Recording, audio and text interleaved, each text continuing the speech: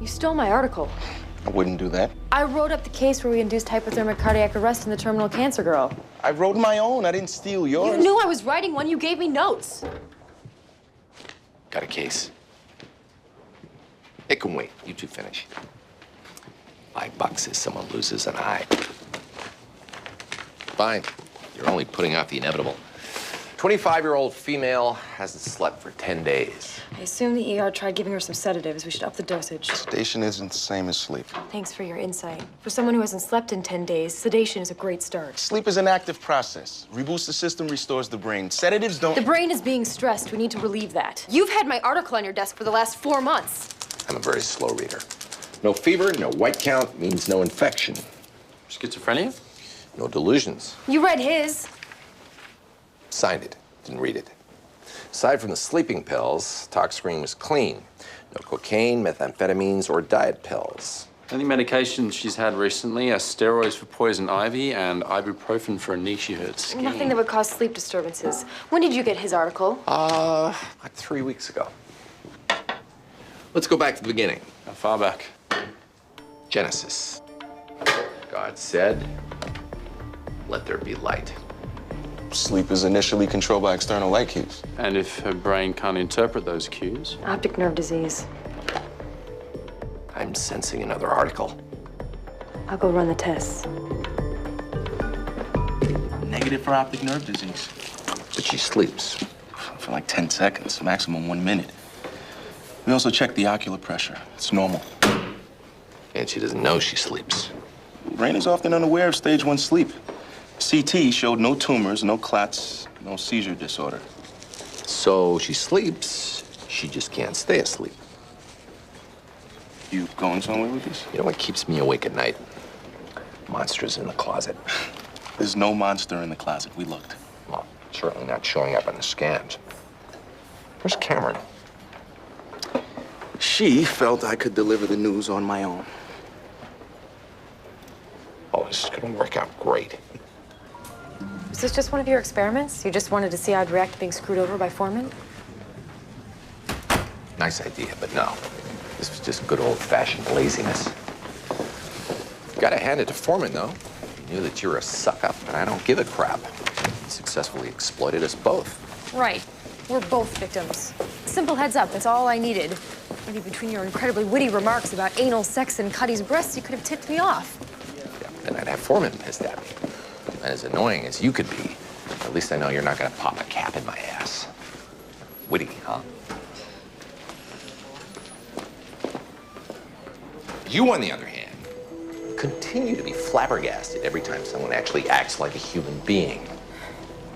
Foreman did what he did because it worked out best that way for him. That's what everyone does. That is not the definition of being human. It's the definition of being an ass. This will numb you up. And this will keep your tongue out of the way. Don't worry, you shouldn't feel anything except for a slight pulling. So you think I was out of line? That article would have sat on House's desk for the next 6 years. Could have told her. You could have written it for her, too. She knows House as well as any of us. She should have known she was waiting for him to do something he was never going to do.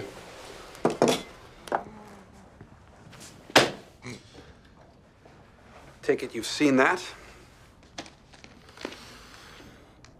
Seen it, digested it, watched it blow up my entire department. You read Cameron's version? Didn't read either. It was good. Better than Foreman's? Maybe. He was more analytical about the diagnostic procedures. She concentrated more on the ethical dilemmas of informed consent, how any patient can really be informed without a medical degree. Same old party lines. Foreman should have told her. Shoulda, woulda, coulda. If you allow this sort of thing in your department, you're basically saying it's okay. No, I'm saying that I don't care what they do as long as my life isn't interrupted by pointless conversations like this one. They won't trust each other, and they won't trust you. They shouldn't. Deception like this is just one step removed from actively sabotaging one another. Then what would you do? I could be the kindest, gentlest boss in the world, and Foreman would still have done what he did because that's who he is. We can only hope that Cameron has learned something. Right. Because you're all about the teaching. Our children are the future. You read Foreman's article? It was good. Basically stole it from me. So? You're on his side? Sides? No, this isn't dodgeball. What am I supposed to do? Just sit back and take it? No, write another article. Kick ass until you're sitting behind some big expensive desk and someone from Johns Hopkins calls and says, "We're thinking about hiring Eric Foreman as our head of neurology." And you can say whatever you want. Lovely. Revenge as motive for success. Well, it doesn't have to be the motive. It sure tastes good. We need to know exactly what kind of infection we're dealing with. What infection causes sleep disturbance, bleeding, movement disorder, organ failure, and abnormally normal white count. What about tularemia? Chest was clear. Tularemia doesn't cause movement disorders. It would if she developed meningitis. There was no ulcerations on the skin. But the bleeding, it looks more like leptospirosis. Without conjunctivitis and elevated creatinine?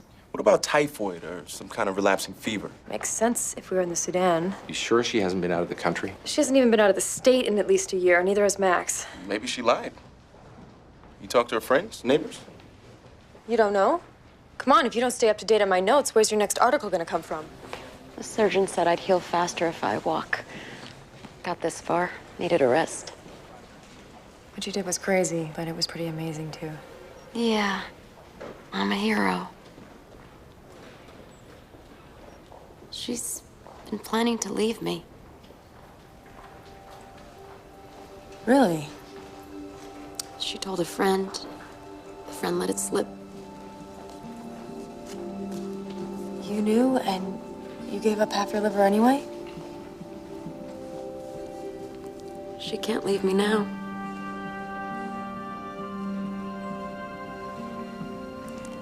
You really want her to stay out of guilt? That's not gonna make either of you happy. You don't know that. I love her. I just want her to stay.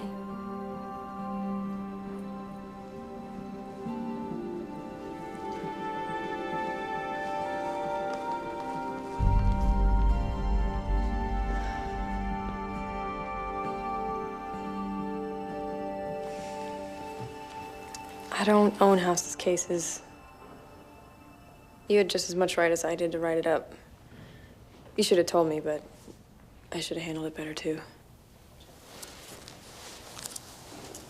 If we want this not to get in the way of our friendship, I think we both have to apologize and put it behind us. I like you, really. We have a good time working together. But 10 years from now, we're not gonna be hanging out, having dinners. Maybe we'll exchange Christmas cards, say hi, give a hug if we're at the same conference. We're not friends. We're colleagues. And I don't have anything to apologize for.